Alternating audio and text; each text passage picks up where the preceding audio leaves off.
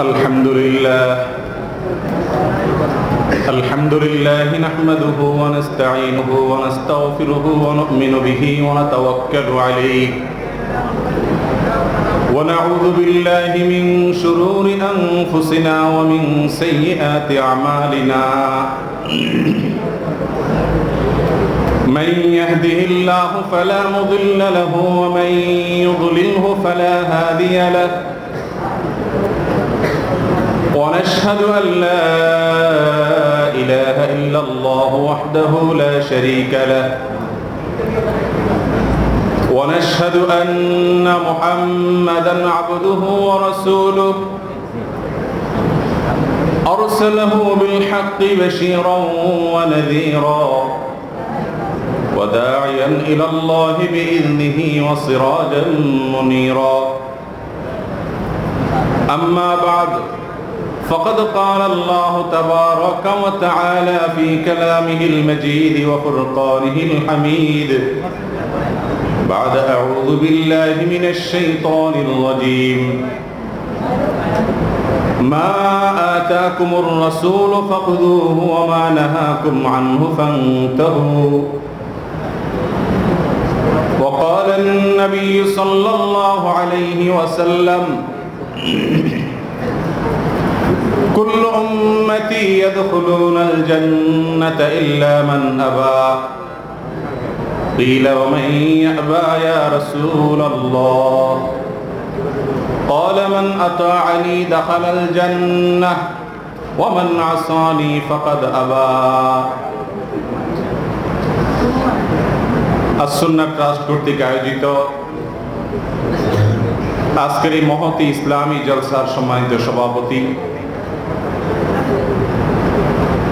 দূর দূরান্ত থেকে আগত আমার প্রাণ প্রিয় দিন দরদি ভাইয়েরা, দীর্ঘ সময় থেকে আপনারা কোরআন এবং হাদিসের আলোকে অত্যন্ত গুরুত্বপূর্ণ আলোচনা শুনে আসছেন। ডক্টর খন্দকার আব্দুল্লাহ জাহাঙ্গীর রহিমাহুল্লাহর এই গড়ে তোলা বাগান, তার এই সুন্নাতের কানন গোটা বাংলাদেশের মানুষের জন্য প্রেরণার এক বাতিঘর।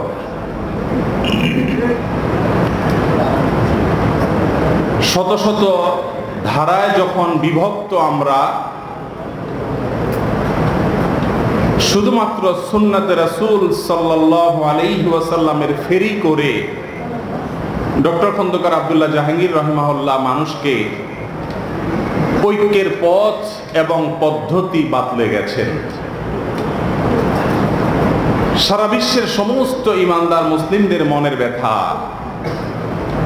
বাংলা ভাষাভাষী মুসলমানদের ব্যথা আরো বেশি যে কেন আমরা বহুধা বিভক্ত, কেন আমরা এত টুকরা, আমরা কেন ঐক্যবদ্ধ হতে পারছি না।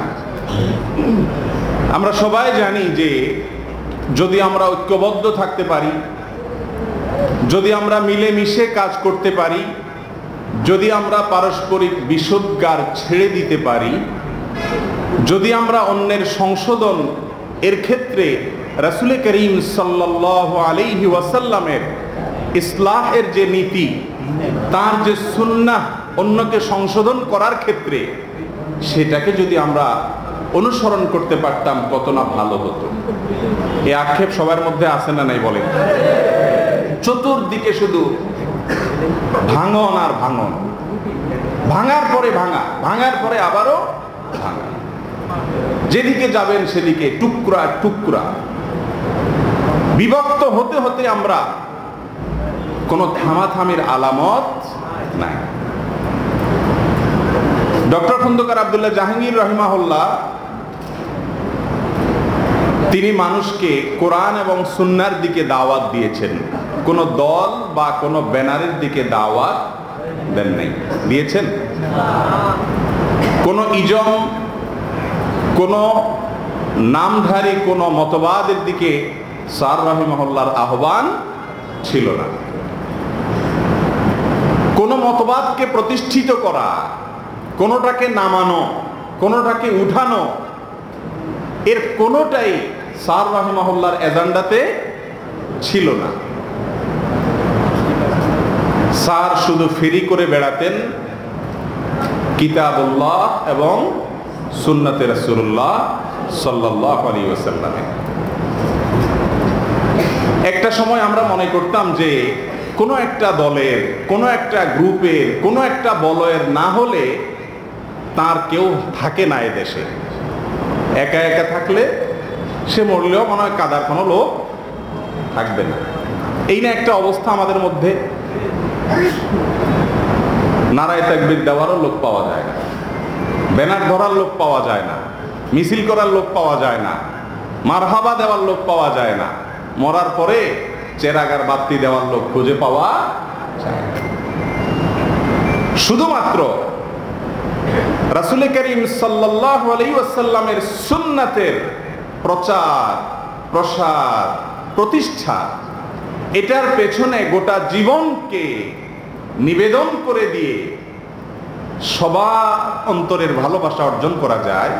এর সবচেয়ে বড় উদাহরণ আজকের যুগে ডক্টর খন্দকার আব্দুল্লাহ জাহাঙ্গীর রাহিমাহুল্লাহ।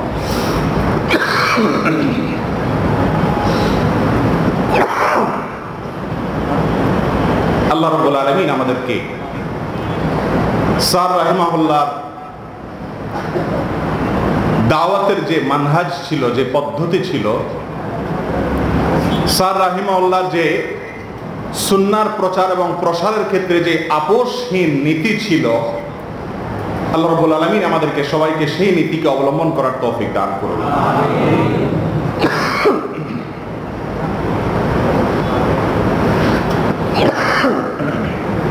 চাটা নেই আপনাদের?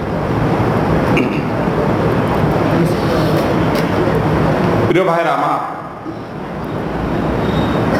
আমরা একটা কঠিন সময় পার করতেছি। কিয়ামতের যত নিকটবর্তী হচ্ছি, ফিতনার পরিমাণ তত কমছে না বাড়ছে? আমাদের পাশ থেকে, আমাদের পায়ের নিচ থেকে মাটি আস্তে আস্তে সরে যাচ্ছে, কোনো সন্দেহ আছে?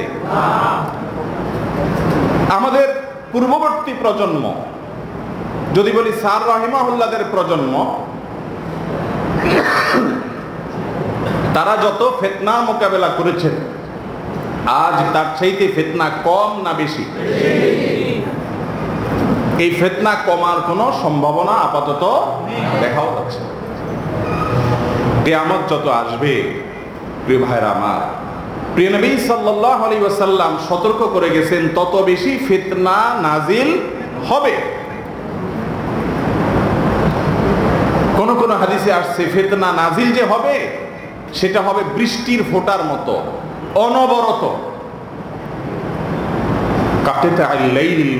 অন্ধকার রাতের মতো, গুটগুটে অন্ধকার রাতে যেরকম কোন দিকে পথ খুঁজে পাওয়া যাবে না, কিয়ামতের আগে এমন একটা সময় আসবে যখন হক কোন দিকে এটা মানুষ হাতড়াতে থাকবে কিন্তু খুঁজে পাবে না। প্রিয় ভাইরা আমার, সেই করুণ পরিণতির দিকে আমরা চলে যাচ্ছি। এই অবস্থায় সুন্নাতে রাসূল সাল্লাল্লাহু আলাইহি ওয়াসাল্লামকে যে যত বেশি আঁকড়ে ধরতে পারবে, আল্লাহ রাব্বুল আলামিন তাকে ফিতনার সময় তত বেশি হেদায়েতের উপর রাখবেন। আমাদের প্রিয় নবী সাল্লাল্লাহু আলাইহি ওয়াসাল্লাম জীবনের শেষ মুহূর্তে এসে আমাদের ওসিয়ত করেছেন, আমার পরে তোমরা দেখবে মানুষ নানা মতে, নানা পথে দিকভ্রান্ত হয়ে যাবে, কোন দিকে যাবে না যাবে। ফালাইকুম বিসুন্নতি, তখন তোমাদের জন্য আবশ্যক হলো আমার সুন্নতকে মজবুত করে আঁকড়ে ধরবে। কোন কোন বর্ণনার ভাষ্য হলো মাড়ির দাঁত দিয়ে কামড়ে ধরবে। এটা হলো লাইফ জ্যাকেটের মতো, এটা হলো সেফটি বেল্টের মতো। প্রিয় নবী সাল্লাল্লাহু আলাইহি সাল্লামের সুন্নাহকে যে যত বেশি খুঁটে খুঁটে আমল করবে, সুন্নাহর সাথে যার যত বেশি মিল হবে, যে আলেমের কথার সাথে সুন্নাহর যত মিল পাওয়া যাবে, যার মাসআলা হবে সুন্নাহ ভিত্তিক, হাদিস ভিত্তিক, যার আলোচনা হবে কোরআন ভিত্তিক, সুন্নাহ ভিত্তিক, শুধুমাত্র কোরআন এবং সুন্নাহ কুটে কুটে, যেই বইতে কোরআন এবং সুন্নাহর রেফারেন্স থাকবে লাইনে লাইনে, পাতায় পাতায়, পরতে পরতে, সেটাকে গ্রহণ করব। সুন্নাহকে দেখে দেখে খুঁটে খুঁটে যে যতটা আঁকড়ে ধরবে, আল্লাহ রাব্বুল আলামিন তাকে তত বেশি মুক্তি নসিব করবেন ফিতনা থেকে। প্রিয় ভাইয়েরা আমার, ঝড় যখন শুরু হয়, প্রচন্ড ঝড়ের মধ্যে মানুষ যদি দিক বিদিক হারিয়ে অস্থিরের মতো ছুটাছুটি করতে থাকে, ঝড়ের তোড়ে তাকে উড়িয়ে নিয়ে একবার এক এক দিকে নিয়ে যায়, তার গন্তব্যে সে যেতে না পারে, তখন সে কোনো শক্ত লাঠি অথবা শক্ত কোনো গাছ ইত্যাদিকে আঁকড়ে ধরে। কেউ যদি সমুদ্রে নৌকা ডুবির মুখোমুখি হয়, সে লাইফ জ্যাকেটটাকে গায়ের সাথে টাইট করে ধরে রাখে যেন না ছুটে। যে যত বেশি সময় ধরে রাখতে পারে, যে যত শক্তভাবে ধরে রাখতে পারে, সে ঝড়ের বিপদ থেকে, ঝড়ের ক্ষতি থেকে তত বেশি মুক্তি নসিব করে, তার নসিব হয় তার।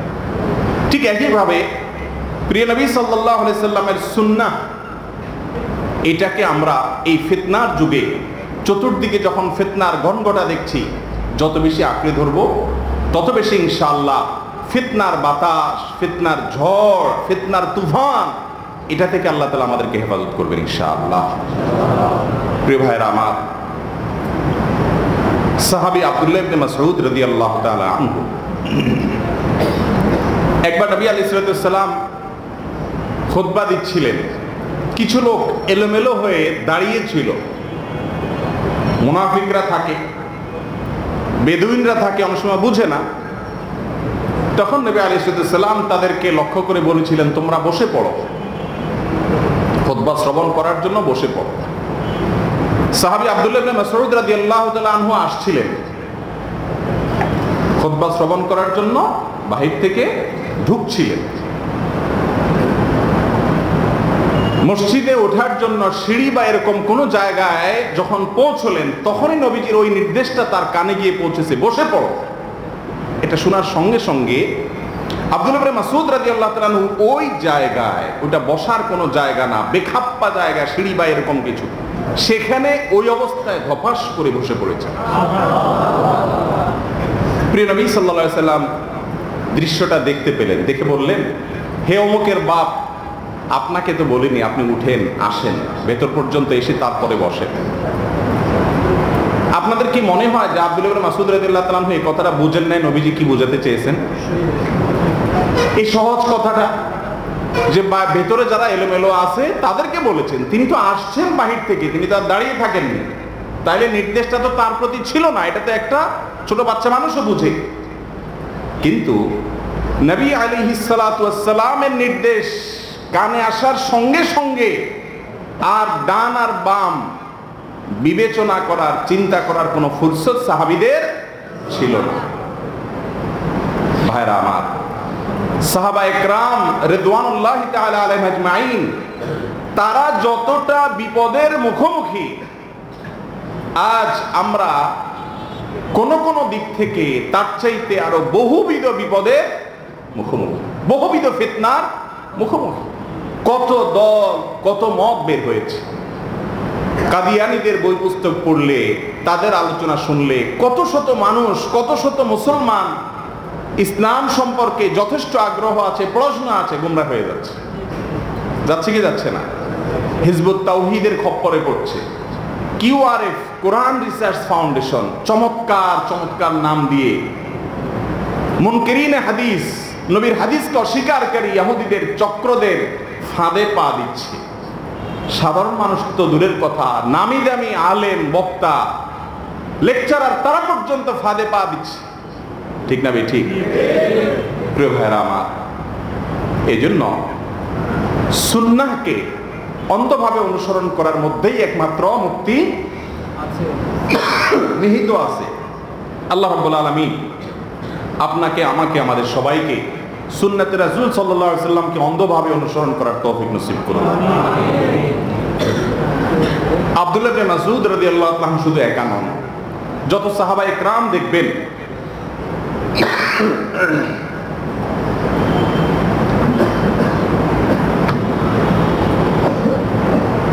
শরবত না চা,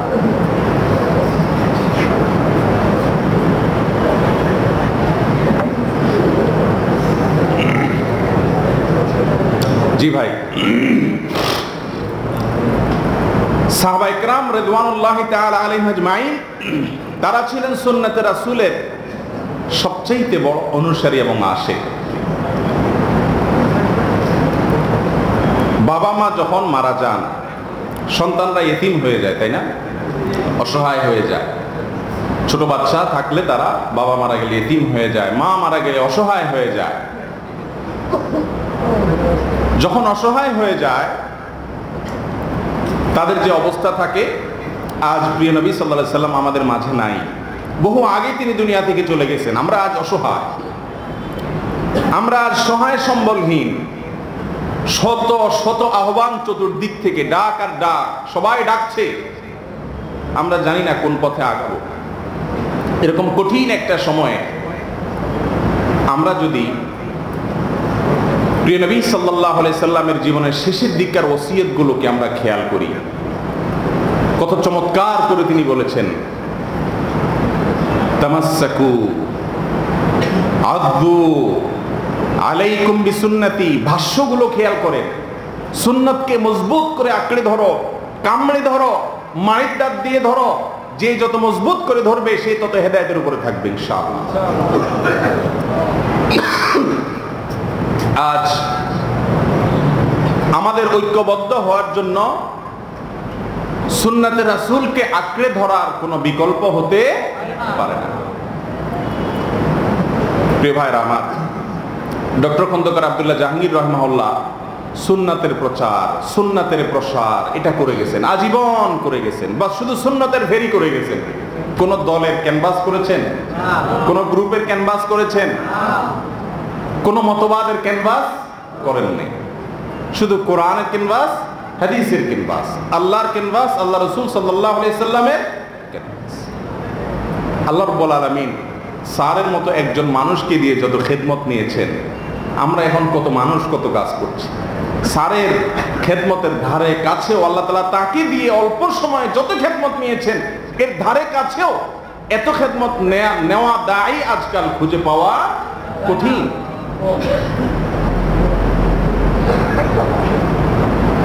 আমরা তো যে বলেছিলাম, অনেকে মনে করি যে কোনো দল না থাকলে, কোনো ব্যানার না থাকলে, একটা পরিচয় না থাকলে লাঠি ধরার লোক কে থাকবে?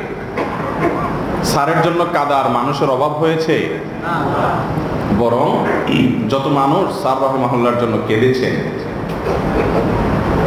এত মানুষ আর কারোর মৃত্যুতে সম্প্রতি, অতি সম্প্রতি বা নিকট অতীতে আর কেঁদেছেন বলে খুঁজে পাওয়া, ঠিক না ঠিক? তাহলে বোঝা গেল, সুন্নাতকে যদি আপনার জীবনের আদর্শ হিসেবে গড়ে তোলেন, আপনার জীবনে যদি সুন্নাতকে আপনি অবিচ্ছেদ্যভাবে ধরে রাখতে পারেন, কিয়ামত যত কাছাচ্ছে ঝড়ের পরিমাণ, বেগ তত বাড়ছে। আর ঝড়ের বেগ যত বাড়বে, লাইফ জ্যাকেট তত শক্তভাবে আঁকড়ে ধরতে হবে। নাকের ডগা নিঃশ্বাস যতক্ষণ থাকবে ততক্ষণ সুন্নাহ সুন্নাহ সুন্নাহ, আর কিছু বুঝি না। নবী আলাইহিস সালাম কি করেছেন? ইখতিলাফ হয়েছে। নবী সাল্লাল্লাহু আলাইহি সাল্লামের কথার দিকে আকরাব কার কথা, তার কথার নিকটবর্তী কোনটা, আমি সেটার সাথে আছি। এভাবে যদি ঘুটে ঘুটে চলা যায়, ইনশাআল্লাহ ফিতনার এই যুগেও আল্লাহ রাব্বুল আলামিন আমাদেরকে হেদায়েতের উপরে রাখবেন। আজ কিছু লোক বের হয়েছে যারা নিজেদেরকে আহলে কোরআন তো বলে না, কোরআন রিসার্চ ফাউন্ডেশন নাম দিয়ে তারা নিজেদেরকে এর অনুসারী দাবি করে এবং তারা কোরআনের দিকে মানুষকে আহ্বান করে। তারা হাদিসকে সরাসরি অস্বীকার করেন না, কিন্তু ঘুরিয়ে ফিরিয়ে হাদিসকে অস্বীকার করেন। কি বলেন, নাজাতের কোন পথ এটা? প্রিয় নবী সাল্লাল্লাহু আলাইহি সাল্লামের হাদিস ছাড়া আল্লাহর কোরআন যদি বোঝা যেত, তো আল্লাহ তাআলা তো জিবরিলকে দিয়ে কোরআন পাঠিয়ে দিতে পারতেন, ঠিক না ঠিক? মক্কার মুশরিকরা তো সেটাই চেয়েছিল, কিন্তু তিনি আল্লাহর পক্ষ থেকে মডেল হিসাবে এসেছেন। কোরআনের থিওরিকে আল্লাহ রাব্বুল আলামিন তার নবীর মাধ্যমে প্র্যাকটিক্যাল দেখিয়ে দিয়েছে। শুধুমাত্র থিওরি দিয়ে কোনোদিন কোনো মানুষ পূর্ণাঙ্গ দ্বীনের উপরে চলতে পারবে না, অসম্ভব। অবশ্যই থিওরির পাশাপাশি কি লাগবে? প্র্যাকটিক্যালের প্রয়োজন হবে। প্রিয় ভাইরা আমার, এই ফিতনা মাথা ছাড়া দিয়ে উঠছে। আর ফিতনাগুলো এমন ভাবে মাথা ছাড়া দেয়, এগুলো ধরা কঠিন। এই জন্য সকল ভেদাভেদ ভুলে গিয়ে শুধুমাত্র সুন্নাতে রাসূলের ভিত্তিতে আমরা এক অন্যকে ভালোবাসবো, এক অন্যের নিকটবর্তী হব। সুন্নাত এখন আমরা ইবাদতের ক্ষেত্রে আলহামদুলিল্লাহ অনেকে তালাশ করি, মাশাআল্লাহ। আকীদার ক্ষেত্রে সুন্নাত তালাশ করি, ইবাদতের ক্ষেত্রে সুন্নাত তালাশ করি, কিন্তু পারস্পরিক লেনদেন, আচার আচরণ, সমাজের দাওয়াতের কাজ, অন্য সব সেক্টরে সুন্নার অনুসরণ আমরা করি না। জীবনের প্রত্যেকটা ক্ষেত্রে যদি সুন্নাতের অনুসরণ না হয়, তাহলে কোনোদিনই দাওয়াতে আমরা অগ্রসর হতে পারবো না। আজ দ্বীনের নামে আমরা এত টুকরা টুকরা হয়েছি যে আমাদের দাওয়াত হয় ওই টুকরার দিকে, দাওয়াত আমাদের কোরআন এবং সুন্নাহর দিকে হয় না। কেউ যদি কোনো একটা টুকরায় না যায়, তো তাকে ধরে আবার টানাটানিও শুরু হয়ে যায়, ঠিক না ঠিক? কোনো একটা গ্রুপে আসতে হবে। চন্দু, তুমি একা একা কেন থাকবা? আসো, হয় আমার নয়টা একটা গ্রুপে ঢুকো, কারোর না কারোর ক্যানভাস করো। এরকম একটা অসহিষ্ণু পরিবেশ আমাদের মধ্যে আছে না নাই? কোরআন আর হাদিসের কথা বললে হবে না, গ্রুপে আসতে হবে, ঠিক না ঠিক? গ্রুপে না আসলে হবে না। অথচ এই গ্রুপগুলো আমাদেরকে ওয়ালা এবং বারা লিল্লাহি ওয়া লিরাসূলিহি হওয়ার কথা, সেটা হচ্ছে লিল গ্রুপ। আল্লাহর জন্য ভালোবাসা, আল্লাহর জন্য বিদ্বেষ না হয়ে এখন দলের জন্য, গ্রুপের জন্য ভালোবাসা আর বিদ্বেষ হয়, ঠিক না ঠিক? এই জন্য আমাদেরকে সুন্নাতে রাসূল সাল্লাল্লাহু আলাইহি সাল্লামকে আঁকড়ে ধরে অগ্রসর হতে হবে, অন্য কোনো কিছু নয়। আজ আমাদের অবস্থা তো এমন যে সব দিক থেকে যদি আমাদের মিল থাকে, ছোটখাটো কোনো বিষয়ে মতপার্থক্য হলেই আমরা একে অন্যের বিরুদ্ধে ফতোয়া দেওয়া শুরু করে দিই, একটু দেরিও করতে রাজি, কথাটা শুনতেও রাজি না তা, ঠিক না ঠিক? আরে ভাই, কুফরি কালামও যদি কেউ বলে, তাকেও তো কাফের বলার আগে, কাফেরের হুকুম লাগানোর আগে সুযোগ দিতে হয়, কথা শুনতে হয়, তওবার আহ্বান করতে হয়, ঠিক না ঠিক? কিন্তু যেটা মুসলমানের কাফেরের জন্য যে সুযোগটা ইসলাম দিয়েছে, আজ মুসলিম ভাইয়ের জন্য পর্যন্ত সেই সুযোগটা আমরা দিতে রাজি না। পাইলেই হইল বাস, গোষ্ঠী উদ্ধার করার জন্য নেমে গেছে ফেসবুক উত্তাপ, ঠিক না ঠিক? শয়তান আমাদের কুকর্মগুলোকে আমাদের সামনে সাজায় দিচ্ছে, এই জন্য আমরা ভাগ হয়ে যাচ্ছি। এক ছাত্র একজন উস্তাদের কাছে দীর্ঘদিন অবস্থান করেছেন। উস্তাদ তাকে কোরআন শিক্ষা দিয়েছেন, হাদিস শিক্ষা দিয়েছেন, প্র্যাকটিক্যাল আমল শিক্ষা দিয়েছেন, তারবিয়া করেছেন, পূর্ণাঙ্গ দিন এর উপরে ওঠার জন্য উস্তাদ তাকে দীর্ঘদিন ধরে নার্সিং করেছেন। তাকে এলেম কালাম শেখানোর পরে পাগড়ি টাগড়ি দিয়ে তার এলাকায় পাঠাবেন। ওই সময় উস্তাদ তাকে বললেন, বাবা, অনেক তালিম তরবিয়ত আমার কাছ থেকে তুমি গ্রহণ করলা, যাও এলাকাতে গিয়ে মানুষকে আল্লাহর পথে আহ্বান করো, দাওয়াতের কাজ করো। তবে তোমাকে বিদায় বেলায় আমি দুটি ওসিয়ত করি বাবা। এক, নিজের এলাকায় গিয়ে, দেশে গিয়ে কখনো আল্লাহ দাবি করবা না, আর কখনো নবী দাবি করবা না। ছাত্র অস্থির হয়ে গেল, কাঁদতে শুরু করলো। উস্তাদ, আপনি আমাকে এটা কি বললেন? আমাকে এত বছর আপনি তালিম তরবিয়ত দেওয়ার পরে আপনার কাছে এই মনে হয়েছে যে আমি আল্লাহ দাবি করতে পারি? নাউজুবিল্লাহ। এত বড় মুজরিম আমি এত খারাপ যে আমি নবী দাবি করবো? আপনার কাছে তাই মনে হয়েছে উস্তাদ? আপনি আমাকে ওসিয়ত করলেন, আমি এখনো এত নিচে আছি। উস্তাদ বললেন, বাবা এক্সাইটেড কেন হচ্ছ? শুনো, আমি কি বোঝাতে চাচ্ছি শুনো। আল্লাহ রাব্বুল আলামিনের শান হলো ফাআলুল লিমা ইউরিদ, আল্লাহ যা চান তা করে। আল্লাহর চাওয়ার বাইরে কিছু হয়? হইতে পারে? অসম্ভব। ইয়াফআল মা ইউরিদ, ইয়াফআল মা ইয়াশা, যা ইচ্ছা তা করেন। আল্লাহর ইচ্ছার বাইরে কিছু হয় না।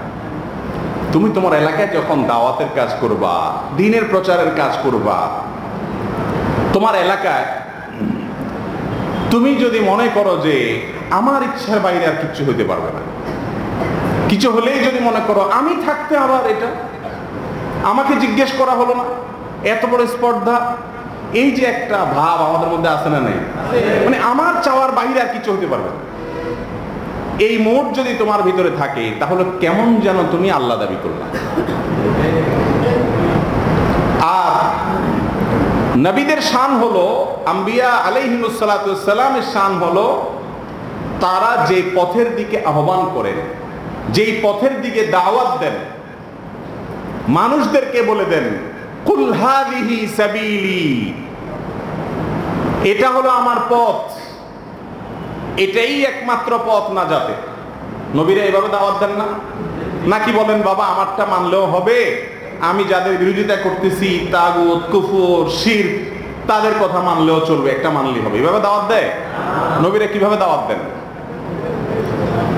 এটাই একমাত্র পথ, শতভাগ শুদ্ধতার পথ, কোনো পার্সেন্টেজ নেই। নবীদের দাওয়াতে কোনো পার্সেন্টেজ আছে? 100% হকের পথ এটাই, এর বাইরে আর কোনো মত পথ থাকতে পারেই না, অপশন নেই, না আকীদার ক্ষেত্রে, না ইবাদতের ক্ষেত্রে, না অন্য কোনো ক্ষেত্রে। এরপরে নবী আলাইহিস সালাম, আম্বিয়া আলাইহিস সালাম এভাবে দাওয়াত দেন। তো উস্তাদ শাগিরদের বললেন বাবা তুমি তোমার এলাকায় দাওয়াত দিতে গিয়ে যদি মনে করো আমি যা বুঝছি এটাই বুঝ, আর বাকি সব হলো তরমুজ, আমি যা বুঝছি এটাই হক, আর কোনটা হক হওয়ার কোনো ইহতিমাল সম্ভাবনা একেবারে নেই। একেবারে ইজতিহাদি বিষয়ের ক্ষেত্রেও যদি তুমি এরকম মনে করো তাহলে কেমন যেন, যেখানে ইজতিহাদের অবকাশ আছে সেখানেও যদি তোমারটাই হক, এটাই করতে হবে, এরকম যদি মনে করো তাহলে কেমন যেন তুমি নবী দাবি করলা। কথা কি বুঝতে পারছি? এখন আমাদের ভাবখানা অনেকটা এই টাইপের হয়ে গেছে না ভাই? এর মানে আপনাদেরকে আমি যেটা বেদিহি, স্বতঃসিদ্ধভাবে প্রমাণিত কোরআন এবং হাদিস দ্বারা, ইসলামের মৌলিক বিষয়গুলো, সেগুলোতে আপনাকে আমি বলছি না যে আপনি ওইগুলাতেও ছাড় দেন, গোলালু হন এবং সবগুলাকে আপনি গ্রহণ করেন, সেটা বলছি না। কিন্তু ইসলামে মৌলিক বিষয়গুলোর বাইরে হাজার হাজার ইজতিহাদি মাসআলা আছে না নাই? এসব মাসআলার ক্ষেত্রে এইটাই হক, এইটাই চূড়ান্ত, আর বাকি সব গোমরাহ। এমনকি আপনার সাথে সব বিষয় মিল একটু 19-20 হলেই আপনি সেখানেও ফতোয়া দেওয়া শুরু করে দেন এবং তাদেরকেও জাহান্নামে পাঠানোর কাজ শুরু করে দেন, তাহলে কোনোদিনই এই দুনিয়াতে দ্বীনের দাওয়াতের পথে আমরা সফলতার পথ দেখতে পাবো না। কোরআন এবং হাদিসের বাইরে আমরা যাব না যতক্ষণ পর্যন্ত কোরআন এবং হাদিসের ভেতরে থেকে কারোর ভিন্ন কোনো চিন্তা এবং বুঝ থাকবে, সেটাকে শ্রদ্ধা করার মতো মানসিকতা আমাদের মধ্যে থাকতে হবে। আল্লাহ রাব্বুল আলামিন আমাদেরকে সেই তৌফিক দান করুন। সাহাবায়ে কেরাম রিদওয়ানুল্লাহি তাআলা আলাইহিম আজমাইন, তারা যেরকম জীবনের সেফটি বেল্ট হিসাবে সুন্নাতকে গ্রহণ করেছে, আমাদেরকেও সেটা গ্রহণ করতে হবে। প্রিয় ভাইরা আমার, যখন বিভিন্ন রকমের মতপার্থক্য হবে, এটি আগে থেকেই কাঙ্ক্ষিত না অনাকাঙ্ক্ষিত? বিভিন্ন দল মতে ভাগ হবে যে মানুষ, এই জিনিসটা কাঙ্ক্ষিত না অনাকাঙ্ক্ষিত? কাঙ্ক্ষিত। নবী সাল্লাল্লাহু আলাইহি ওয়াসাল্লাম ভবিষ্যদ্বাণী করেছেন না হবে এরকম? অতএব এটা আশ্চর্য হওয়ার কিছু নেই। আশ্চর্য হবেন নিজের প্রতি যে আমি কতটা সুন্নাতের অনুসরণ করতে পেরেছি। সুন্নাতের অনুসরণ করার ক্ষেত্রে অনেক সময় প্রবৃত্তির পূজা হয়, নফসের পূজা হয়, নফস ঘুরে গেড়ে সুন্নাতরে আপনার বেদাতকেও সুন্নাত দেখায়, ঠিক না বেঠিক? খেলাম সুন্নাতকেও সুন্নাত দেখায়। স্পষ্ট নবী সাল্লাল্লাহু আলাইহি ওয়াসাল্লাম থেকে কিছু থাকার পরেও টেনে হিচড়ে আপনার জোড়াতালি দিয়ে নিজের আমল সাবেত করার চেষ্টা আমাদের ভিতরে আছে না নাই? বলে এই সবগুলো হলো গুমরাহির পথ। আল্লাহ রাব্বুল আলামিন আমাদের সবাইকে হকের উপর রাখুন। মুমিন ফখর করবে না, অহংকার করবে না, সে সব সময় ভয়ে থাকবে। সব সময় কি থাকবে? ভয়ে থাকবে। ওয়াল্লাযীনা ইউতুনা মা আতাও ওয়া কুলুবুহুম ওয়াজিলা। ইমানদারের কাজ হলো যত ভালো কাজই করুক তার অন্তরের মধ্যে কি থাকবে? ভয় থাকবে। আজকাল আমাদের অন্তরে কোনো ভয়টাই নাই। আরে আমি তো একেবারে জান্নাতের মেইন রুটের একেবারে মাঝখানে আছি, নাক বরাবর জান্নাত। এরকম একটা ভাবনা আমাদের। আর ডানে বামে যা আছে এগুলো সব হোতামা এক একটা এক এক জাহান্নামে যাবে, আর আমি একেবারে ফিরদাউসে একেবারে নাক বরাবর আছি। এ না আমাদের ভাবচক্কর। কিচ্ছু সহ্য করতে রাজি না, কাউকে সহ্য করতে রাজি না। গালিগালাজ করাটাও ইবাদত হয়ে গেছে আজকে, ঠিক না বে ঠিক? ফেসবুকে যে যত বেশি গালিগালাজ করতে পারবে সে তত বড় দায়ী, সে তত বড় কি দায়ী। একদিন এক টেলিভিশন চ্যানেলের একজন কর্মকর্তা, তার সাথে গাড়িতে যাচ্ছিলাম একটা টেলিভিশনের প্রোগ্রাম করার জন্য। এই ভদ্রলোক আমাকে বলছিলেন, হুজুর যদি রাগ না করেন একটু কথা বলি। আমি বললাম বলেন। তো বলছে যে ফেসবুকে আপনি তো খুব অ্যাক্টিভ, আমিও অনেক অ্যাক্টিভ, তো আপনি খেয়াল করছেন কিনা আমি জানি না, ফেসবুকে গালিগালাজের ক্ষেত্রে হুজুররা যে পরিমাণ আগাইয়া, বিশ্বাস করেন অন্য কোন মানুষ, বিভিন্ন রাজনৈতিক দল বলেন বা বেহুজুর আছে, তারা গালিতে এত এক্সপার্ট না। তো এটা কেন? আমি লোকটাকে কোনো জবাব দেওয়ার জন্য কিছু আসলে বলার মতো খুঁজে পেলাম না, ঠিক না? ঠিক বলেন। প্রতিপক্ষকে ঘায়েল করা, এক হুজুরের পক্ষ হইয়া আরেক হুজুরের গোষ্ঠী উদ্ধার করা, এগুলো আমাদের মধ্যে আছে না নাই বলেন? এগুলো আমাদের ঐক্যের প্ল্যাটফর্ম তৈরি করে দিচ্ছে না? একদম মজবুত ঐক্যের ভিত্তি গড়ে দিচ্ছে না? যদি না গড়ে, সকল প্রকার উগ্রতাকে না বলুন, সকল প্রকার উগ্রতাকে না বলুন। রাসূল করিম সাল্লাল্লাহু আলাইহি সাল্লাম বলেছেন, আররিফকু মা কানা ফি শাইইন ইল্লা জানা ওয়া মা নুজিআ মিন শাইইন ইল্লা শানা।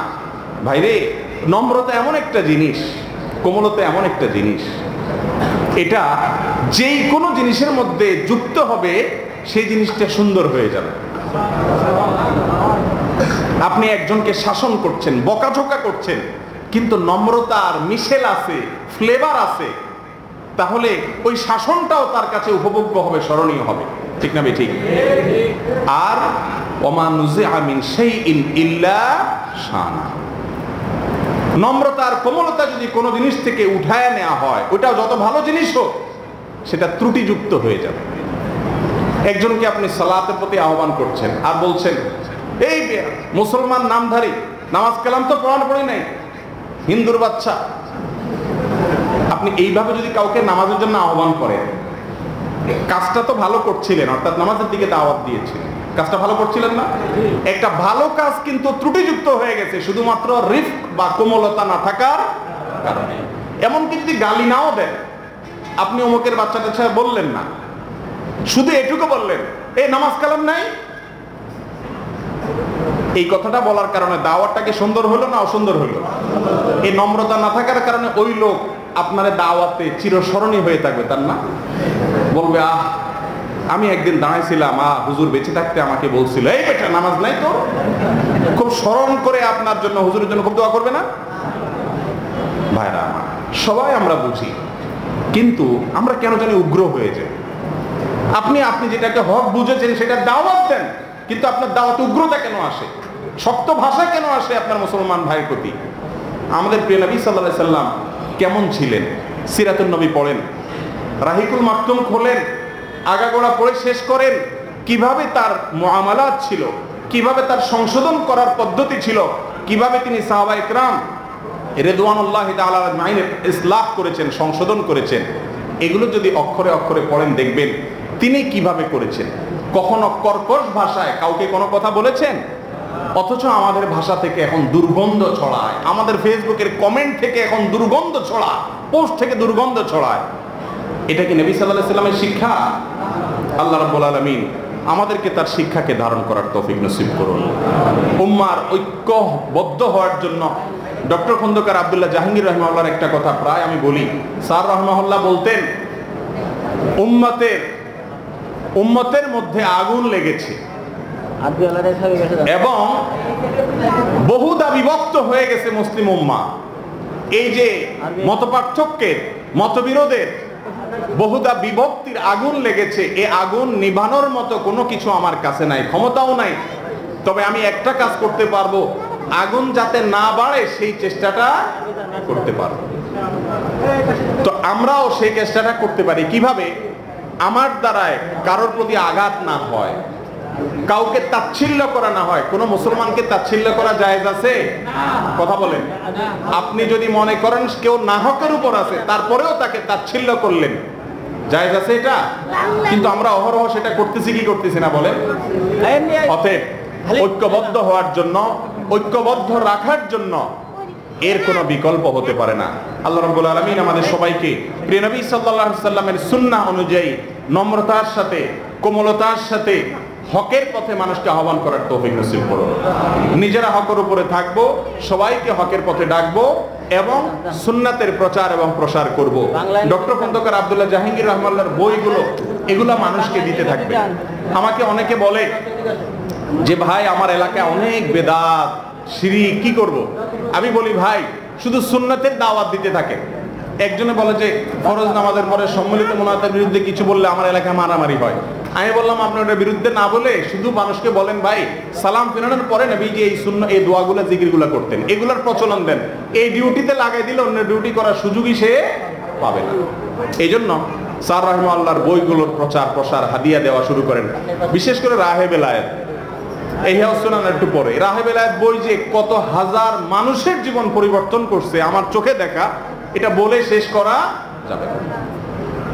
ভাইরা আমার, একজন এসপি, নাম বলছি না, যে কোনো একজন এসপি আমাকে বললেন যে ভাই আমি মিশনে গেছি আর রাহে বেলায়েত বইটা পাইছি, দিনের ধারে কাছেও ছিলাম না। এখন আল্লাহ রাব্বুল আলামিন দিনের জন্য এতটা ব্যাকুল করে দিয়েছেন, আর আলহামদুলিল্লাহ বুঝটা কোরআন এবং সুন্নাহ ভিত্তিক হয়েছে শুধুমাত্র এই বইয়ের মাধ্যমে। এই জন্য স্যার রাহিমাহুল্লাহর এই ইলমগুলোকে ব্যাপকভাবে প্রচার করবেন ইনশাআল্লাহ। ঠিক আছে তো? অনেকে জানেন না সুন্নাহ ট্রাস্টে স্যার রাহিমাহুল্লাহর প্রতিষ্ঠিত একটা মাদ্রাসা আছে, মাদ্রাসাতুস সুন্নাহ। এই মাদ্রাসায় আলহামদুলিল্লাহ কোরআন এবং হাদিস শেখানোর পাশাপাশি জেনারেল শিক্ষাও আছে, কম্বিনেশন আছে। একই সাথে জেনারেল শিক্ষা এবং দ্বীনি শিক্ষার সমন্বয় স্যার রাহিমাহুল্লাহ করার চেষ্টা করেছেন। সর্বশেষ স্যারের সাথে আমি মাদ্রাসাতুদ দারুল ইরশাদকে স্যারকে নিয়ে গেছিলাম সেখানকার কারিকুলাম দেখানোর জন্য। স্যার দেখে এসে পথে স্যারের গাড়িতেই আসছিলাম ফুরফুরা পর্যন্ত, স্যার বলছিলেন যে শেখ আমার বড় পছন্দ হয়েছে, এটা আমি করতে চাই। আলহামদুলিল্লাহ স্যারের সে স্বপ্ন এখন এই মাদ্রাসায় বাস্তবায়ন হচ্ছে। বিশেষ করে এই এলাকা যারা আছেন তারা এই মাদ্রাসার সাথে ইনভলভ হবেন। অনেক যোগ্য যোগ্য আলেমগণ, উস্তাজগণ, নবীন আলেমরা অক্লান্ত পরিশ্রম করে যাচ্ছেন এই মাদ্রাসাকে অগ্রসর করার জন্য। বিশেষায়িত যে বিভাগগুলো আছে সেগুলো বিভাগগুলো থেকে ফারেগ হওয়া উলামা একরাম দেশে দেশান্তরে ছড়িয়ে পড়ছেন দাওয়াতের বাণী নিয়ে। আল্লাহ রাব্বুল আলামিন আমাদের সবাইকে রাসূল করিম সাল্লাল্লাহু আলাইহি সাল্লামের সুন্নাহকে প্রচন্ড মজবুতভাবে আঁকড়ে ধরার তৌফিক দান করুন। যে কথাগুলো বললাম এই কথাগুলোর উপরে আমার নিজেকে এবং আপনাদের সবাইকে আল্লাহ রাব্বুল আলামিন আমলের তৌফিক নসিব করুন। উম্মতের জন্য কল্যাণকামী হওয়া, উন্নতির জন্য দরদি হওয়া, উম্মতের জন্য আন্তরিক হওয়া, বিনম্র হওয়ার তৌফিক আল্লাহ তাআলা আমাদেরকে দান করুন। স্যার রাহিমাহুল্লাহ যেরকম বিনম্র ছিলেন, কোমল ছিলেন, নরম ভাষায় কথা বলতেন, মানুষকে আহ্বান করতেন, স্যারের সেই পদ্ধতিটা স্যারের না, ওই পদ্ধতিটা মূলত রাসূল করিম সাল্লাল্লাহু আলাইহি সাল্লামের। সেই পদ্ধতিটাই আমাদেরকে ধারণ করতে হবে যদি এই সমাজকে পরিবর্তন করতে হয়। আপনি শুধু কোরআন আর হাদিস বলবেন আমি কোরআন হাদিসই তো বলতেছি, কই কাজ হচ্ছে না, তো সবগুলা খতম মারা দিছে আল্লাহ তাআলা, মোহর মেরে দিছে অন্তরে। অনেক লোক আছে না এরকম, এলাকায় কোরআন আর হাদিসই বলে, অন্য কিছু বলে না, কিন্তু তার কথা কেউ শুনে না, বলে যে সব মোহর মারা আমার এলাকায়, আল্লাহ মোহর মারা দিছে এগুলোর কলমের উপর। আসলে ওই ব্যক্তির পদ্ধতিতে কি আছে? ত্রুটি আছে। এই জন্য পদ্ধতিটাকে ইসলাহ করতে হবে। আল্লাহ রাব্বুল আলামিন আপনাকে, আমাকে, আমাদের সবাইকে দ্বীনের জন্য একনিষ্ঠ খাদেম যেভাবে হওয়া দরকার সেই পদ্ধতি খাদেম হওয়ার খেদমত করার তৌফিক নসিব করুন।